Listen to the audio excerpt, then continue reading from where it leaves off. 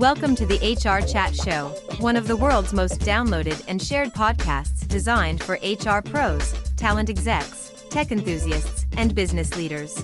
For hundreds more episodes and what's new in the world of work, subscribe to the show, follow us on social media, and visit hrgazette.com. Welcome to another episode of the HR Chat Show. Hello, listeners. This is your host today, Bill Badham.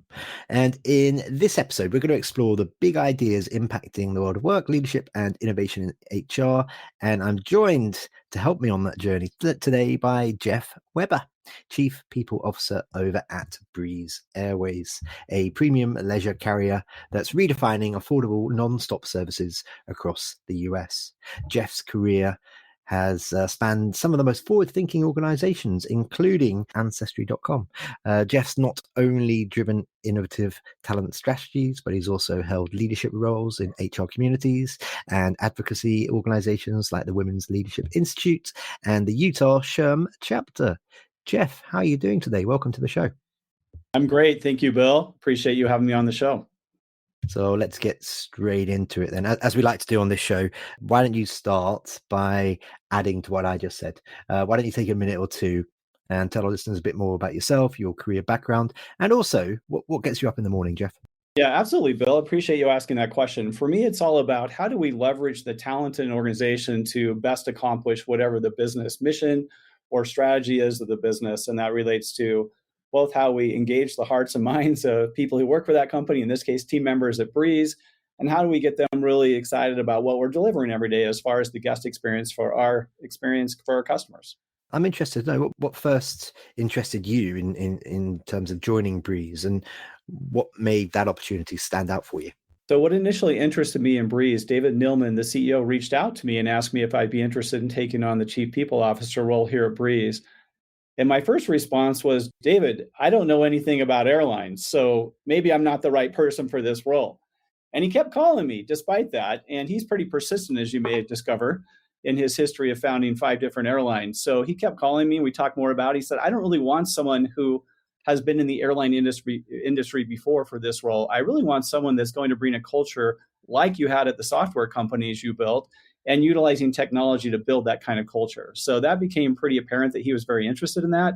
And it really intrigued my interest in coming in and learning a new industry and working to build that culture and dynamic as the company continues to grow fairly rapidly right now. Thanks for listening to this episode of the HR Chat Podcast. If you enjoy the audio content we produce, you'll love our articles on the HR Gazette. Learn more at hrgazette.com. And now, back to the show. So my understanding is Breeze, and I have to say I've never taken a Breeze flight yet, but maybe I'll have to do something about that in the future. But my understanding is Breeze isn't just an airline; it brands itself as a tech company that flies. That's very interesting. How do you align the high tech with high touch to create an employee experience that reflects both innovation? So really for us, it's about creating what we call that seriously nice guest experience. And that really stems from creating a culture where we have a seriously nice experience for our team members. And that includes technology around any strategy or structure. And this is one of the competitive differentiators for Breeze, is how do we provide technology and a seamless experience for our customers up until they get on the aircraft. And when they're on the plane, what kind of experience do we provide with our flight attendants and pilots who actually come out of the cockpit and talk to people? I know, shocking to say, just over the intercom. And so we really create that guest experience that has resulted in a really high NPS score for the airline of around 60, which is incredible in this kind of industry right now. And so our role is creating the technology that supports that. You never want technology to drive the organization. You want technology to support the strategy and the innovation you want to build in the organization. And in this case, the culture and the dynamics. So as we roll out new tools and processes, we really try to remove barriers using technology. I think it's really important. Everyone's talking about how to use AI and AR in HR, but it's not about just rolling out AI chatbots. It's about any analysis you want to do about what is the problem we're trying to solve for the business. What is our thesis on how this is going to help improve both the employee experience and or the guest experience? And how do we utilize that technology in a way that interacts with all of our other systems in a scalable way? So we're rolling out a new product called Harper, which is an AI-enabled HR generalist provided by Whisk. And the goal there is to provide that level 1 or level 2 tier support for team members who may be on the go. We have flight attendants rushing to catch a plane, and they may want a question answered immediately, but our staff isn't always on 24/7. This tool enables them to get the first response very quickly that both summarizes their question, gives them a curated response based on Breeze's policies and practices, and then gives them the source document as well as who they go to next if they need to escalate that question. So they get an immediate response. It fits very well in our culture of technology-enabled solutions, and they know who to talk to if they want to take it to the next level. So we're using applications like that to really grow and scale our business in a way that's really user-friendly and what they're used to as consumers, getting immediate answers to their questions. We also need to provide those immediate answers. And so that's one of the tools we're utilizing to provide solutions for those types of situations. Okay, excellent. So as part of your role, you're there to encourage your staff members to embrace being augmented by AI. Okay, can you offer some other examples of programs, initiatives that you're leading around that at the moment? Yeah, absolutely. Ranging from anywhere from talent acquisition all the way through talent development and growth. And this kind of applies to our talent strategy. But how do we remove hurdles anywhere we see them in the organization? Instead of saying, oh, no, you can't do this. Our job is to say, what is it you want to accomplish? And what tools can we provide for you to get that answer or request or something done faster? For example, if a manager has a new requisition and they need to post it, sometimes the hurdle is the manager has to write the description or it takes them a while. We can provide an AI-enabled tool that says, here's the last posting you did. You want to update this? And here's how we help you post it. Here's the recruiter you'll be working with. And if we can enable that process, so it removes that barrier to entry to every process like that that's already established in the company, that helps us deliver on this more efficient and engaging experience, both for our leaders and for the team members. So I don't know a heck of a lot about the airline industry, I have to admit, but I'm going to guess that no time in the near future will you see airline assistants being replaced. And I certainly hope that captains and co-pilots and whatnot are not going to be replaced by robots in the near future. That would make me feel very uneasy. But you know, the place we're at now, and we're recording this in the middle of 2025, is we're seeing lots of roles being not just augmented by AI and machine learning, but actually being replaced. Are you seeing that in your organization in different areas? If so, what are some of those examples of roles that perhaps existed 12 months ago that don't really exist on their own anymore? Perhaps they've been combined with other positions. Can you give us some insights around that? Yes, we're not seeing roles getting replaced here right now. We're seeing more of what you indicated of being augmented by technology. Pilots and flight attendants will be needed in the future. So, but how do we make their job easier? How do we make it easier for them to schedule, to work out their shift changes, to take time off, to request sick leave? And then when they're on the plane, how do we make it easier for them to understand if the load balance is correct and automate all of those processes so they don't have to spend a lot of extra time chasing those things down? So for us, we're using augmentation capabilities from AI-enabled tools and software to make their jobs easier and more efficient in everything they do. And that applies across the organization.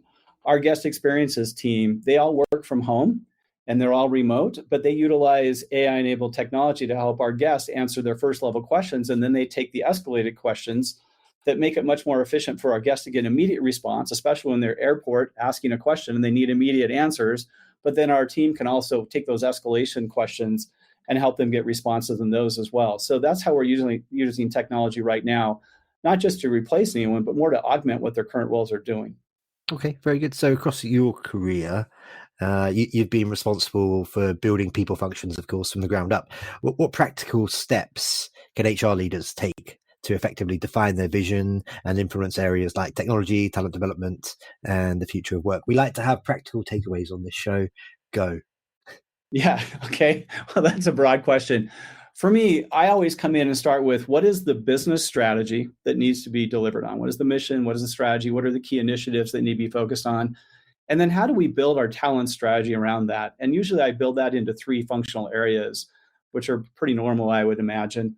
Talent acquisition. How do we quickly assess the type of talent we need to grow the business, assess them, bring them on board and onboard them in a way that fits the culture in the business? And then the next phase of that of the talent strategy is what is the talent engagement strategy and how do we build that? How do we get everyone to want to be here, delivering on that mission every day, despite the challenges of fast pace, fast growth, operationally intensive business? And the third component of the talent strategy is how do we develop and grow our team members and our leaders what are the competencies we care about as a business? What are the values we espouse? And then how do we actually build the skills for our team members in each of those areas that are important for us to deliver on that strategy and the business plan? And then how do we build and grow our leaders? Many of our managers are in newer roles because we're growing so fast. And how do we make sure they have the tools and capabilities they need to deliver successfully on whatever the challenges are in the business every day? So we're building adaptability and agility into the organization because things change rapidly here in this industry. And then how do we use those skills to adapt and grow and build new skills as they're required of us as we use new technologies or new applications? Okay, let's talk a bit more about leadership, if you don't mind. When managing a team, how do you personally balance delivering results with keeping engagement and morale at high levels? Yeah, I think it's important for everyone on the team to understand what is the big picture. How do we deliver in our team to support the mission of the company? And what does every task we do contribute to that mission? And so we have a clear outline as what is the business strategy? What are the key projects? What are our projects that link into those and cascade those down? And then how do we as a team contribute to those and help our business leaders become successful in their various teams? And then how do we measure that success? So it's very objective. How do we know if our team members are engaged, if they're having a good experience on different teams, and how do we support the organization in that regard? And when there are road bumps or other issues, how do we partner with the business leaders in a way that helps them accomplish those objectives? And so for me and the team, it's all about clarity of objectives, what we're focused on, how do we measure success, and how do we follow up? And then how do they feel like they're an integral part of that we need to make sure they feel like they can make decisions and put in place plans that will deliver on those as well. So they feel empowered and then they feel trusted in the organization. So I think all those components are really important to me as a leader. And that's what we try to espouse on our people services team here at Breeze. Okay, you've only been in this role since March, I believe, but it sounds like you've really got it down. I don't have it down yet. I've got a lot to learn. You'll laugh at my first month here. I asked if I could go out and do every job in the business so I could learn the airline. So I was helping clean planes. I was packing bags on the planes. I was helping down on the ground crew. I was helping take tickets at the counters. For me, it was really important to learn about every role in the business so I would know what the challenges and the opportunities are. And in a fast-paced environment, it's really important to know what everyone's dealing with. And so I wanted to experience all of it. So that was a great way for me to get integrated in the business. I love that. I think that's wonderful. What were some of your learnings? Well, I don't want to have to clean up throw-up bags anymore. I know that. So that was fun. But what I did learn is the complexity of all of those teams working together to turn a plane very quickly. It's all about operational performance and on-time performance in the airline industry. And it's not just one team that does that. It's multiple teams working together, some of which are team members and some of which are contracted. And there's a lot of work involved in both planning, organizing, and getting people aligned on what the expectations are there. And doing a lot of work around what does it look like when the plane needs to be cleaned really fast? How do we get the guests on board as quickly as possible and give them a very positive experience? And then how do we make sure they arrive safely along with their luggage at the new location? So all those things require a lot of coordination. And I think for me, that was the biggest takeaway. Yeah, I guess ultimately you guys have got a pretty clear set of metrics there around folks arriving safely. Yeah. Absolutely. In addition to safety being our top priority here, we have a lot of key metrics around the guest experience, on-time performance, how we deliver when there's various situations that arise with a guest coming through security late or other factors they can't control, and how do we accommodate them, and how do we adjust for that, with the guest experience, and all those things are really important factors for us here. Okay, now I'd like to talk to you about something that I'm passionate about, and that's community building and learning from peers. One of my other hats is I organise various different events for HR leaders and similar. You've served on boards and in advisory roles for HR associations and non-profits, Jeff. How important is community and peer learning to your professional development? And as part of your answer, how should HR leaders make time for that in pretty busy roles? They've got so many other things going on. How can they make sure that they put time aside? I think it's critical, to be honest, to have a well-rounded experience. And I would say, for example, in the case of the Women's Leadership Institute, for people, leaders, to have things they're passionate about and go get involved in them gives you a balance, kind of like, I'm giving back to the community, I'm doing something meaningful, I'm seeing the impact of that, not just at my work, but also out in the community. For example, in the Women's Leadership Institute, that's one of the most impactful things I've been part of, seeing the difference that's been made in helping prepare more women for leadership roles, both in business and in politics. and helping build that pipeline of leaders through a series of career development courses that we helped create. That for me was so rewarding to see those cohorts of 100 plus female leaders go through that process and seeing them become really successful in their various organizations. That's very rewarding and was super impactful for me personally in my career, just to observe that and see all of these incredible people advance and grow in their careers. And we were able to help support that. And for me, finding opportunities like that matter and make a difference is a really crucial part of building a community and supporting that. My understanding is that Breeze is going through a period of rapid growth. You're coming on to ensure that happens in the right ways, including, for example, employees still staying true to the original vision of Breeze when it was first set up. You've also led during M&As and periods of rapid growth at other organizations, of course. How should HR leaders approach culture integration and communication during times of big change? For me, it's all about establishing what does that culture look like, not only describing it, but giving examples of that, what it is, what it's not. In my previous company, we created videos. We had team members showing examples of what the culture should be, and we had executives showing examples of what it shouldn't be. We thought it was funny. So it was a good way to integrate that and show, here's what it looks like here at these companies. And here at Breeze, for example, we work really hard to bring all of our new hire team members into one location for training to have that experience. And we talk a lot about the culture, the environment, things that impact it. Our entire executive team takes time at every new hire orientation to spend time talking about both the company, why they're here, what the culture is, why it matters to them, why we provide the kind of guest experience we have, and why our NPS scores are so high, and how we want them to propagate that's really crucial to us. And we actually share examples of, for example, a flight attendant, how they made such a big difference in one guest experience, or a tech person who works at night on a plane to make sure it's ready to go in the morning, the impact of on-time performance that has on the plane. So all those things go into the culture of delivering both on results and creating that incredible guest experience and helping them see that line of sight. And I would say that's true of acquisitions as well.